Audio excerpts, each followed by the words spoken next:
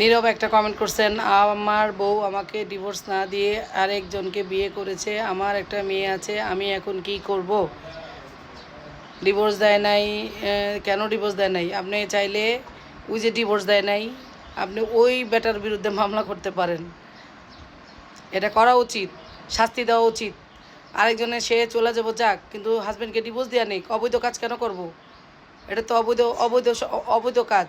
এই ঘরে যে সন্তান হবো সেই সন্তান অবৈধ। মেয়েদের হাজব্যান্ডকে ডিভোর্স দিতে হলে 3 মাস ইদ্যৎকালীন পার করে তারপরে আরেক জায়গায় বিয়ে বসতে হইব। 3 মাস ইদ্যৎকালীন যদি পার না করে, সেই ক্ষেত্রে যদি সেই ঘরে সন্তান হয়, সেই সন্তানটা চিন্তা করেন, সেই সন্তানটা আজীবন অবৈধ। এরা কেন এগুলো চিন্তা করে না? যেহেতু আপনার মেয়ে আছে, আপনার ডিভোর্স দেয় নাই, আপনি এক কাজ করেন, আপনার বউর চাইতে ওইটার বিরুদ্ধে, ওই স্বামীর বিরুদ্ধে যা মামলা করেন, বউরে আসামি দেন, ওই লোকটারও আসামি দেন, ব্যভিচারের মামলা করে দেন। জেল খেলা নাকি বিয়ে শাদী?